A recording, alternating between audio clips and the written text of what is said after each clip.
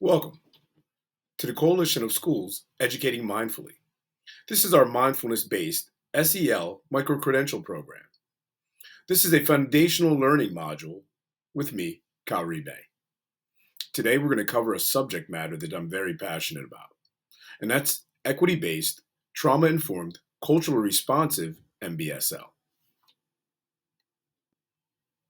Objectives covered today will be 1. Define ACEs and their impact on students, staff, and schools.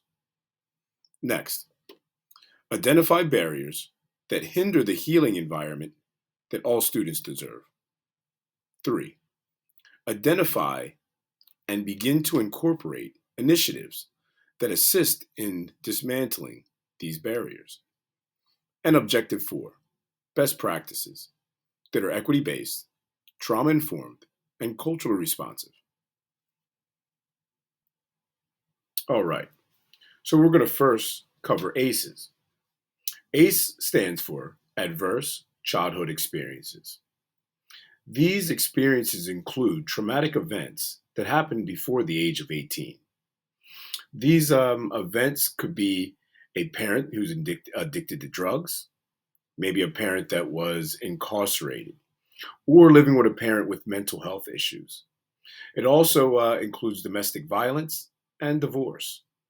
Now, the original study in the 90s found that children that ended up having 3 or more ACEs were higher when it came statistically to fall victim to violence, mental health issues, physical issues, and diseases.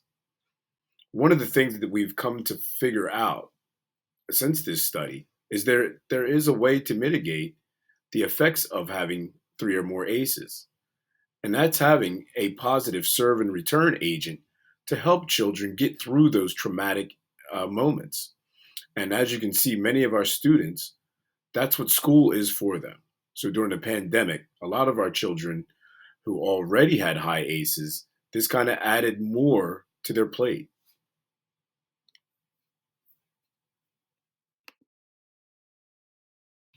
Objective number 2. There are 5 key barriers that hinder students from having healing-centered learning environments. The 5 key barriers that contribute to this fall into 3 different categories.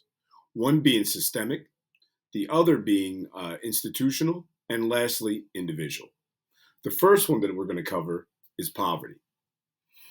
Poverty is a big barrier. Many of our students live in food deserts, live in communities that have been redlined, and this really reflects in their scores, physical health, and mental health. The next barrier is exclusionary disciplinary policies and practices. This kind of adds to the school to prison pipeline that many of these marginalized communities deal with. Number 3, lack of trauma-informed staff and school policies, which causes many students to be re-traumatized. And I say this in a lot of my trainings. Students come to schools with invisible backpacks, and many a times in those backpacks are trauma. So it's always a strong policy to meet the child where they're at and understand their behavior is not personally towards you. It's not what's wrong with the child. It's what has happened to the child. The fourth one is implicit biases of school staff. These biases add to the exclusionary disciplinary policies and practices that you see that lead to the school to prison pipelines. Lastly is educator stress and burnout. And I believe that's why you're on here now, is you need some mindfulness skills to add to your toolbox so that you can really be present with your students.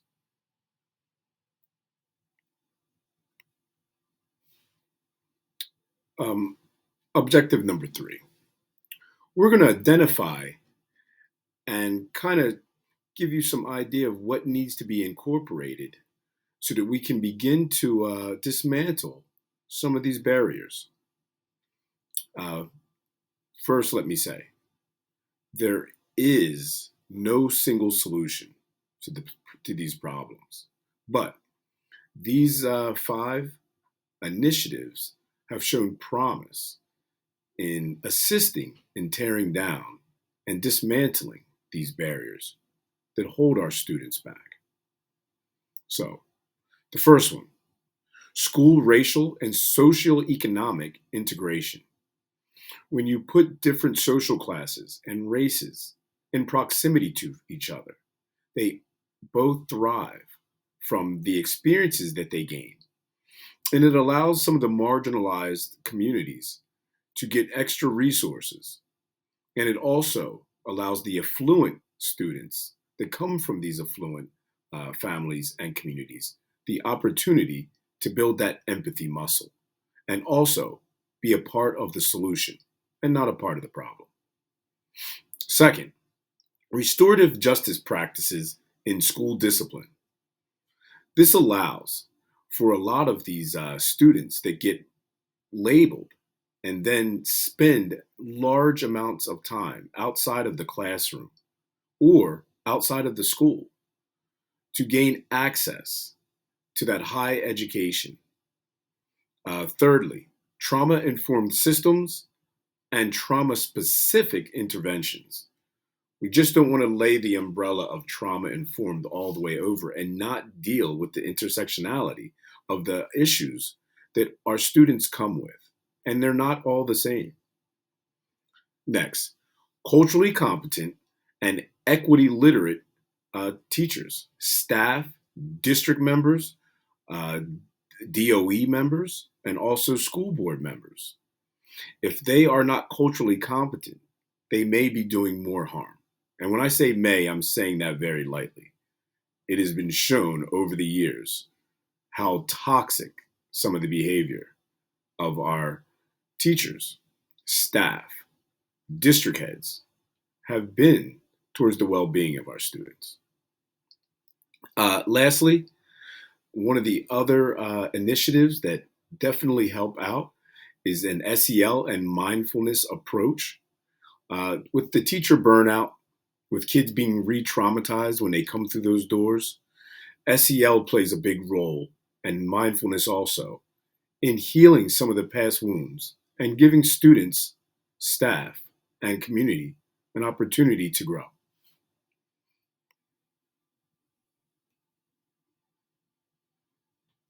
And our last objective. I kind of take these from a great training that I went through probably 3-4 years ago. And it was in that training, I learned the 9 guidelines for teaching trauma-informed mindfulness to teens. In that training, these 9 principles, I think all teachers should live by, especially if you're going to be teaching mindfulness. And to be honest, even if you're not teaching mindfulness, I think these same 9 principles can be adapted to your everyday classroom experience. The first one is do no harm. Second, establish a sense of safety. Third, build relationship mindfulness first. Fourth, understand intersectionality and be mindful of implicit biases of culture. Fifth, understand the window of tolerance and always be on the lookout for it. I say with the power of mindfulness, if your students are outside of the window of tolerance, then they are not ready for mindfulness. At least not the cognitive side where you're kind of getting into the emotions and thoughts. And that's where you should probably start from the bottom up with the somatic practices. And that's actually one of the next ones is the paradox of mental training. 7, when teaching mindfulness, prioritize again the somatic-based exercises. Number 8, don't over-identify with mindfulness practices or policies. In other words, they don't have to sit there with their eyes closed and they're in the lotus position, hands in the lap. And there's many students, I give them the option. They can stand in the back because maybe they're a little antsy depending on what period I may be getting them or what grade level. Certain kids, I tell them, as long as you're not disturbing the practice, you can put your head down. And many students say they're more comfortable doing that because they feel odd sitting there with their head up and their eyes closed. And lastly, think about daily mindfulness interventions. We were just talking about this in a training just yesterday at my Delaware COSM chapter. And one of the main things are people are like, well, do you have to have a formal practice? And I said, no. Many a times, especially at the beginning, you may not be able to devote a half an hour to 45 minutes to a formal practice. So I kind of give them little strategic times that they can use their informal practice. And to be honest, once you become aware that you're a little outside of your window of tolerance, that is mindfulness. And the better you get at that in those moments that you have those triggers, the better your day will go and the more present you will feel.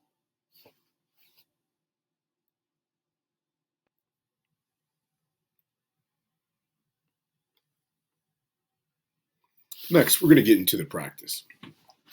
We're going to do a somatic body tension release meditation. So is what I'm going to have you do. And this is kind of what I do with the students. I'm going to have you on your inhale, tighten up all part of your bodies, like your feet, your calves, your thighs, your fists, raise your shoulders on up, clench your eyes, your teeth, your forehead, everything. And that's on the inhale. On the exhale, I want you to let all that tension go and feel the relaxation. We're going to do this 3 times. All right. So settle in. If you feel comfortable, I invite you to close your eyes. If not, just lower your gaze so that you can concentrate a little bit more. But as you're clenching up, you're going to be clenching up your eyes. So let's try. So take 3 deep abdominal breaths as you settle in.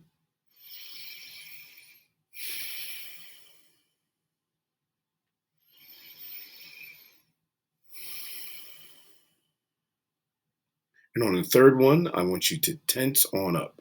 So inhale and tense on up.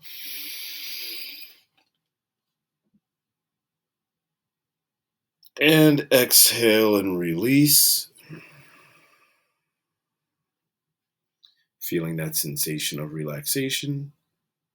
Inhale again and tense back up.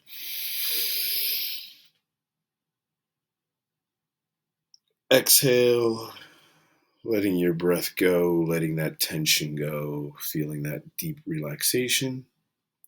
One more time. Inhale and tense up.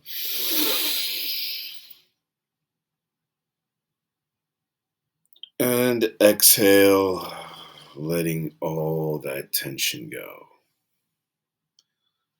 Now go back to breathing normally. Taking note of any body sensations. If you feel any more stress in any part of your body, kind of settle in and focus on that tension. And on each breath, allowing that tension to kind of be released.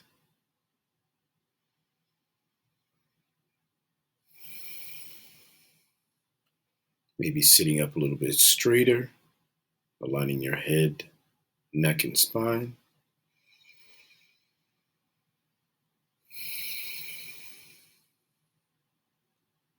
Take one last deep breath with me and hold it.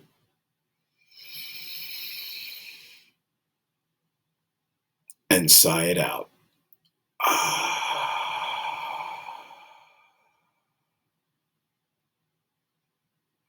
Blink your eyes 3 times.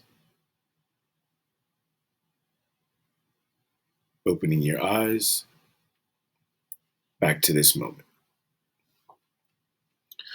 Now, if we were in class, I would have my students kind of journal on what they felt, what their thoughts were, and maybe any emotions that may have risen. I'm going to share with you next some resources for continued learning. I thank you for participating in this session. You have a great day.